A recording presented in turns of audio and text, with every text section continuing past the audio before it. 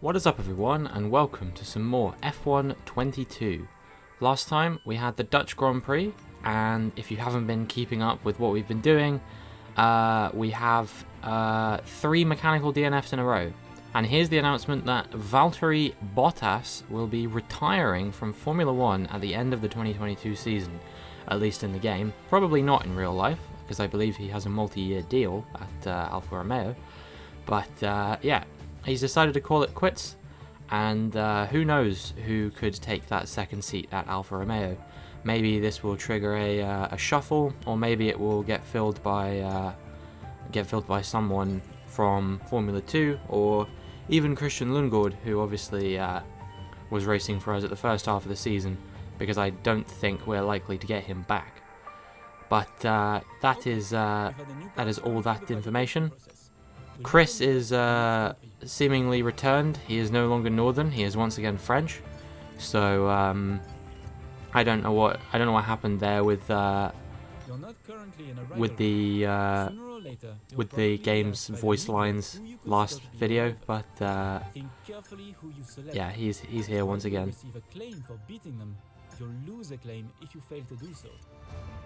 So yeah, if you couldn't tell by him saying we needed to select a rival, we did lose our rivalry to Vettel. I don't even remember it happening, but apparently we did at some point. It's not really surprising. But this video, I actually forgot to turn down the difficulty, so we were still playing on 89.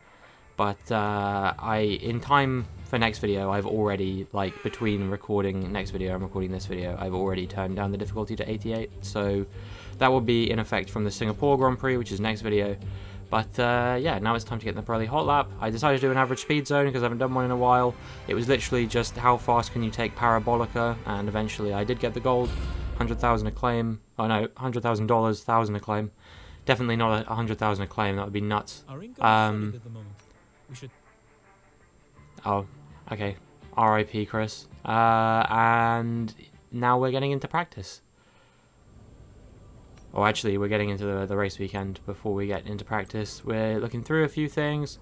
We got 3 new engine upgrades, which have all gone onto the car. And look at that, we have made rapid gains. We have massively caught up to Williams compared to where we were last weekend. So, and it's all straight line speed related as well, because it's you know, battery, engine power, all that kind of thing. So who knows? Maybe Monza, we could have a good race. Monza, the temple of speed. So many straights, barely any corners. It could go really well for us with all these engine upgrades. But still, I think we have one of the slowest engines on the grid regardless. So I'm not particularly optimistic about our chances. But anyway, now it is time to get into practice. One of these days I'll get it right when I press go on a certain thing. There's Pierre Gasly. Obviously won around here 2 years ago, and well, we'll see if he can repeat that feat. Pretty good tyre wear, pace. I actually got blocked by Carlos Sainz on that second lap, which is why it was over the line, but it was, yeah, decent pace. Sadly, it's time to say goodbye as free practice is over. However, we'll be back shortly for more Formula 1 action. Look at that, Schwartzman, P8. Fantastic job from him. Let's see if he can replicate something like that in qualifying. Maybe he can get into Q2 for the first time. I'd love to see that. But anyway, here we go with some development boosts, mostly engine related. These roll dampers for the tyre wear are now effectively free, so as soon as our current upgraded chassis part is on the car, we can then get a tyre wear upgrade, which will be very useful because we've already done a couple of sort of gamble strategies already in the season, so it would be nice to do those more often, because I think that's going to be one of the biggest ways that we're likely to get into the points, is by being on a better strategy than the cars around us. Maybe getting lucky with the safety car timing or something like that, as we put another ERS upgrade on the car, because Lord knows we need them. And there's a couple of engine power upgrades there that I haven't unlocked yet, and we'll see how those go. So now we're on our way to the next session, which is qualifying, and this is going to be massively like indicative of what kind of pace we've got around here, because if we don't qualify well, we're definitely not going to have a good race, and if we qualify well, we only probably won't have a good race. But we'll see. I'm only going to just blitz through this. So we got the end of our first flying lap here as we come around Parabolica, and it is good enough for a 1:21.3. Which I don't think Alonso and Ricciardo had set representative times there, and then you see Hamilton and Bottas pretty much instantly set like over a second faster than what I've just done. So it was, it was not a particularly good lap, and now we are 6/10 up, but I still don't think this is going to be good enough, unless I'm wrong. We'll see. We come up to the line, and it is good enough for P20. Yeah, that was about what I expected. The fact that we even out-qualified 2 people, I'm very impressed with, honestly. Perhaps we can have a decent race against those 2 people, who are, as you scroll down, it is Stroll and Latifi, the 2 Canadians. That is the only people that we were capable of out-qualifying. If we'd have been 1/10 faster or 2/10 faster, we could have even made it into Q2, but we weren't, so we didn't. And it's as simple as that. 1.4 seconds between the whole field, though. Things are starting to bunch up a little bit. Now qualified by Schwartzman as well, so that was a very good job from him. And that was the story of qualifying. It was pretty nothing after that. Me thinking we might have a good time, and well, it was only good enough for P20 in the end. But I guess it's not last, so that's something to take solace in. I just feel like none of these straight line focus tracks we're going to have a good time at.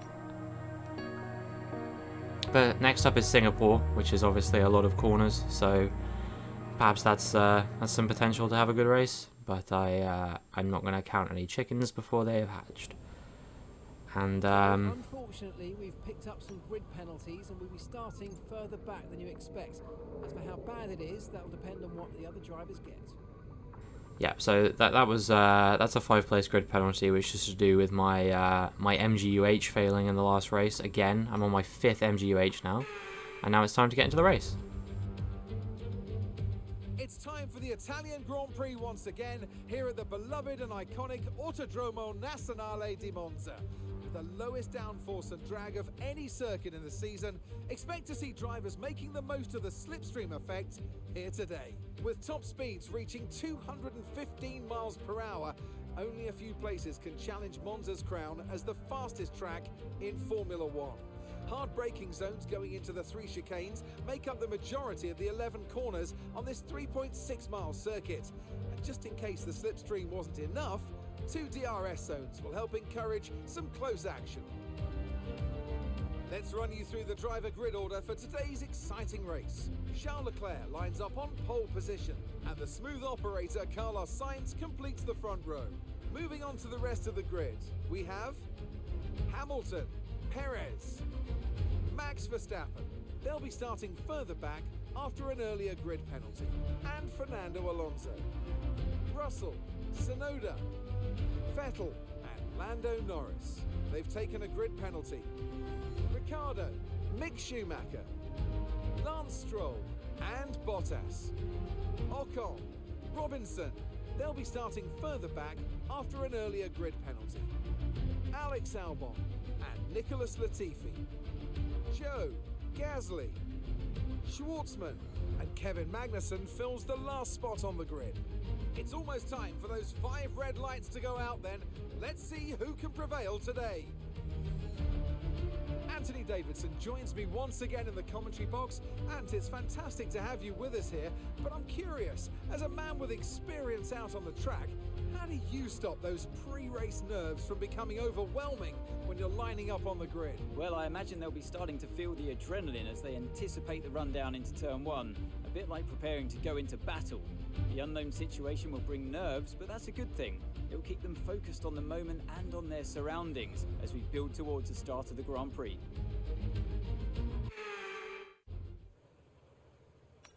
I guess penalty season really is among us. I think there was more people who had penalties than didn't have penalties on that grid.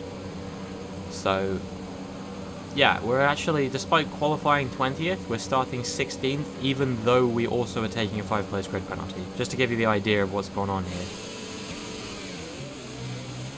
Okay, so let's go through all the gears if you can. We need to make sure the engagement is okay before the start. We're going to want to put some temperature into the tyres and brakes. We need to keep the engine cool though, so don't go too high with the revs. So yeah, here we go for the formation lap. Starting on soft compound tyres, as I said. So this is going to be it's going to be an interesting exercise to see if we can make up a lot of places on the opening lap. I would certainly hope so. Actually ghosted a little bit there. I think I must have been going too slowly, but it didn't look like 10 car lengths, so I don't know what's going on there. We'll see how the parking is. Only good. Parking. Let's try and get a good launch as the lights go out. That's okay. Now the grid is forming up once again, and I'm hoping that we can get at least ahead of Ocon, but hopefully some of the other cars ahead of us as the lights come on and the lights go out. So here we go. It's a decent start, a little bit of wheel spin, but not a big deal. But we pretty much instantly get ahead of Ocon. I choose to go to the sort of the outside line and quickly back out of it when I realise that I got nowhere to go.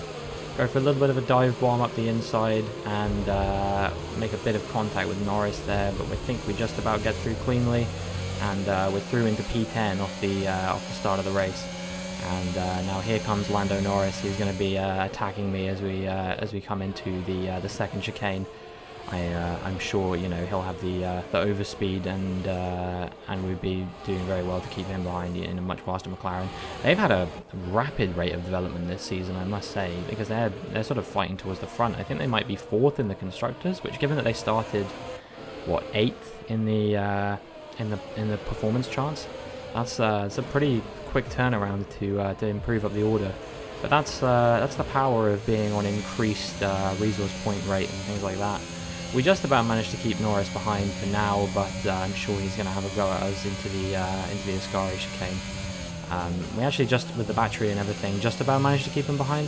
So yeah, we're safe for now, but we need to be aware that the cars behind us are going to propose a significant threat. I am confident of this fact. As here comes Norris as we go into Parabolica.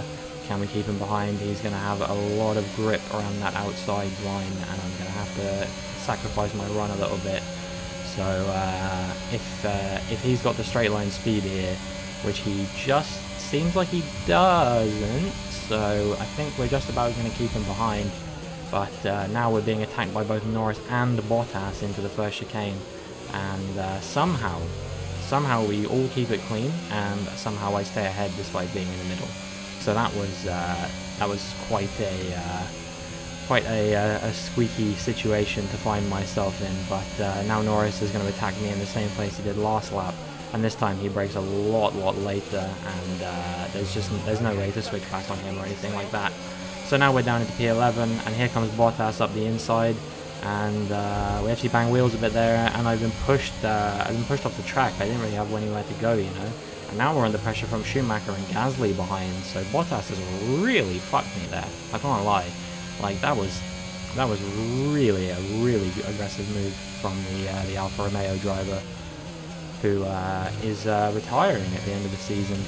In case you had forgotten about that, he announced recently, yep, that this would be his last season. So here comes Schumacher as we come down into the first chicane, and I mean honestly, like, some of these moves, I think he locked up there, so I managed to get back ahead of him. But some of the way that their straight line speed comes across, it feels like I'm almost like letting them through. That's how it looks. Like it feels like I've like lifted or something to allow them to go through with how much speed they have over me. Now he's attacking me down to the second chicane, and by the time we get there, he's a full car length ahead. Positions his car in a way that I can't overtake him, and now I'm under pressure from Daniel Ricciardo as well. So yeah, that was a very costly maneuver from Schumacher, but it cost me rather than cost him. We stay ahead of Ricciardo for now, but he's going to have the DRS, so we're going to have to burn a lot of battery, I think. Even though we've also got DRS to Schumacher, it's just not enough, and I think that's Gasly and Stroll also putting pressure on me now. Oh no, not Stroll, I think that's Ocon, actually. Gasly and Ocon. So, yeah, that is pretty... oh wait, it's Magnussen and Ocon, apparently. I don't know what I was thinking at then. Gasly must have lost out quite a few places at some point over the course of that lap. as we repass Ricardo momentarily down into the first chicane, but we give him enough room, and that's going to allow him back past very quickly, I imagine, if he's got the better run, which he's in a McLaren, and he's an AI driver, so of course he does. And now we're back down into P13. Here comes Kevin Magnussen. He's got the overspeed on us as well. Will he have somewhere to park the car? It seems like he just about will. And now we're under pressure from Gasly and Ocon behind, and this race is really going from bad to, well, going from okay to bad is probably how I would describe it, rather than from bad to worse. As we now start lap 6, and Gasly's got DRS on us. We've got DRS on Magnussen ahead, but does it make a difference? Of course it doesn't. Gasly's going to go for the move down to the first chicane. We just need to cover him off in a way that allows us to stay ahead. We give him the space, but he can't make the move stick, but he will no doubt challenge us once again into the second chicane. This is the sort of bread and butter of the AI this game. They can't overtake you in the first chicane. They'll sure as shit have the run on you going into the second one, and they'll be ahead of you long before you get there. So the only thing I can hope for now is that he might lock up or something like that, and that's going to be how I'm going to get back ahead of him. But he doesn't do that, and now we've got to worry about what's behind, which is Joe and Latifi. I think Ocon must have made a mistake or something, because he's fallen off this chasing pack quite significantly. Got a lot of spare energy. Okay to use your overtake button. So now we're trying to keep Joe behind, but I think with the DRS and everything, it's going to be too much as we come through the Ascari chicane and switch to action cam. And you see he just gets a better run on me, and it looks like I have an engine problem. That's how faster the run he had through there was compared to me. It genuinely looks like, you know, I could envision Crofty saying something along the lines of, "Oh, and he's got a problem," before realizing, oh no, he's just really that slow. So yeah, there goes Joe, and now we got to worry about the Williams of Latifi behind, as we're now going to pit to the hards. We actually changed strategy at some point to go onto the hards instead of the mediums, because I think the game thought we were pushing on the softs a little bit more than it was expecting we were going to, which probably explains why we're getting overtaken so much as well, because the life and soul of these tyres is completely gone at this point. And yeah, now we're attacking Joe back into the first chicane, but I don't think I'm going to be able to make the move work here. He goes around the outside. He's got the run. It was pretty straightforward from him. And now here comes Latifi. Nope, I guess not. But I think he's going to be attacking me as we come into Parabolica maybe. And yeah, he just about gets ahead there. I think maybe I would have been able to attack him back, but we are coming into the pits at the end of this lap. So we'll see if we can get the pit stop timing nailed.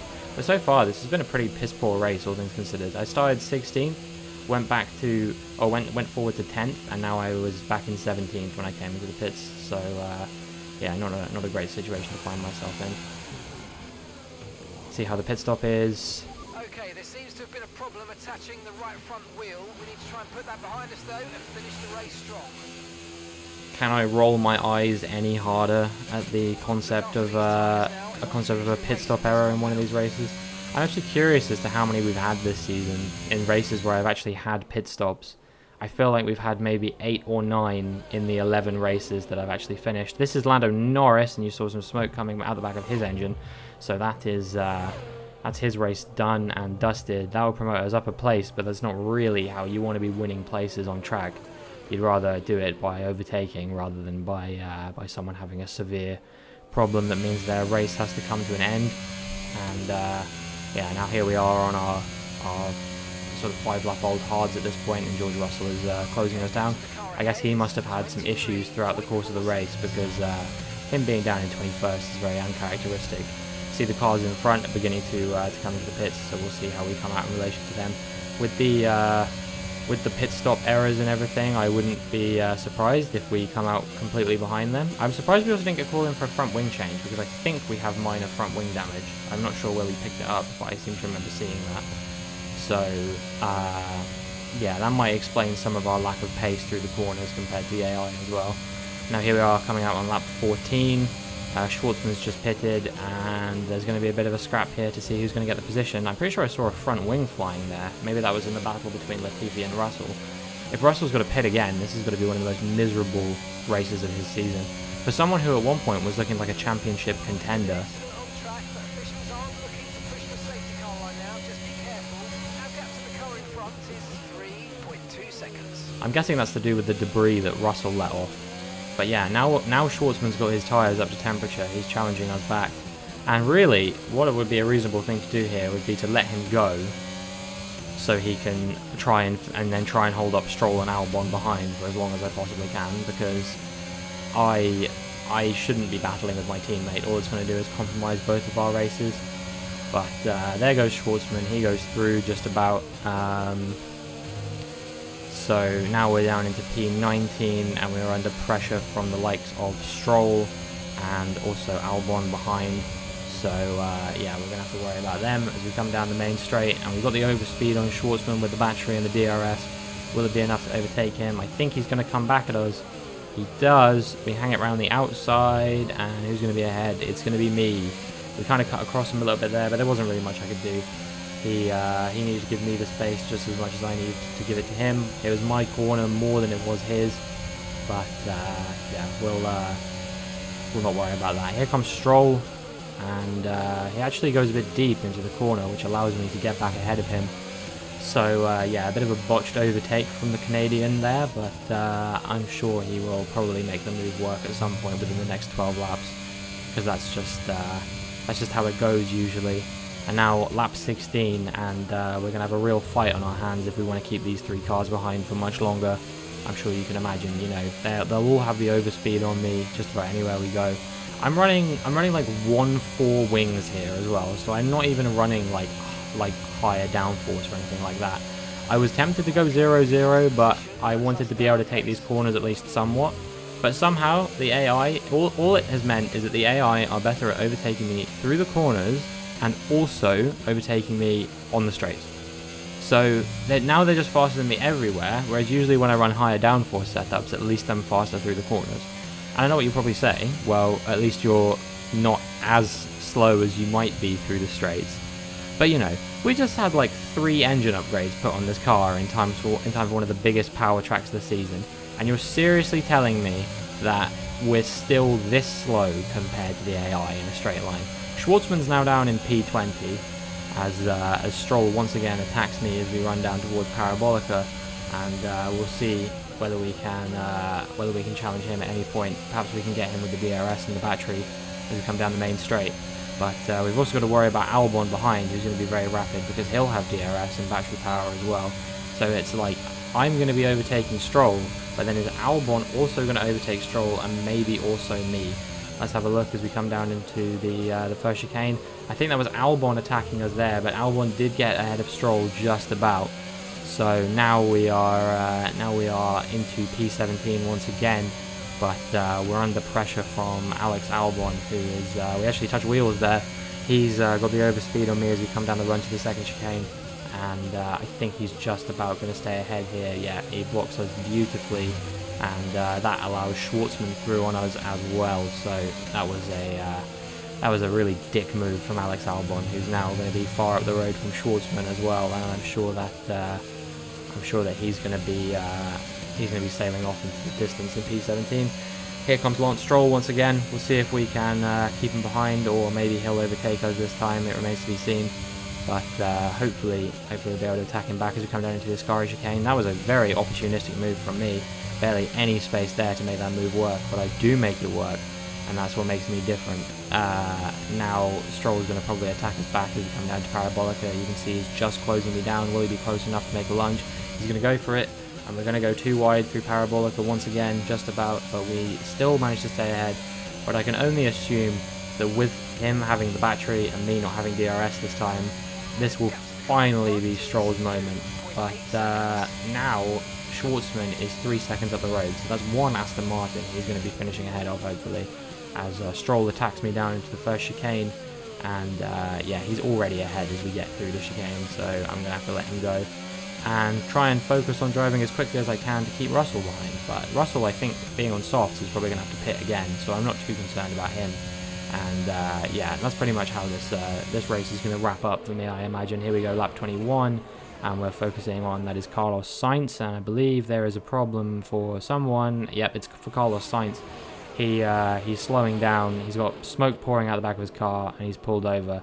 And the reason I like this shot is because you can see the marshals are very, very bad at doing their jobs. You know, they're in no rush to get that car off the track. And now here we go on the final lap of the race. Nothing really happened from here. Russell pitted for another set of mediums and has managed to close the gap that he had 10 laps ago. So that's just proof that he is a lot faster than me. Charles Leclerc crosses the line in first to win what is probably like the third or fourth race on the bounce for him. He's having a fantastic second half of the season, and to win in front of the home crowd at Monza, I'm sure he will be incredibly pleased with that. But we are living a lonely life down here in P19. Obviously 2 DNFs the only reason that we're here, otherwise it'd probably be P21. And yeah, Stroll's already gapped us by 6 seconds in the last like 10 laps or however long it's been since he overtook us. Schwartzman's a long old way up the road, and I think P17 will be where he stays. So yeah, this is getting pretty dire now. You know, our sponsor goal for the season was to have 2 points finishes, and we've only got 6 races left in the season to achieve that. And none of them are particularly, you know, none of them are tracks that I think I'm going to have a real, like, amazing shot at scoring points. I'm trying to think, like, Brazil, anything can happen. I've heard Abu Dhabi's kind of chaos on this game, but apart from that, you know, we haven't, maybe Singapore, I don't know. But anyway, we crossed the line, and it's P19. Not my most perfect race of all time, but we just, again, still no pace in the straights. I kind of knew it was going to be like this, and that's a bit of a disappointment all around. Then a thoroughly deserved win in Italy after another excellent Grand Prix.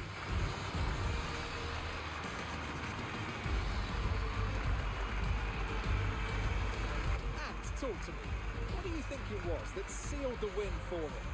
Well, this was a real team victory. They put together a solid strategy today that appeared well suited to the conditions out on track.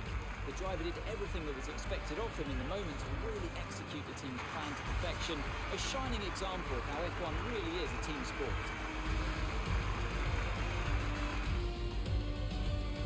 And here we are, a team that is no stranger to the podium, taking their place on top once again. A sublime race today, and a stunning win for Ferrari.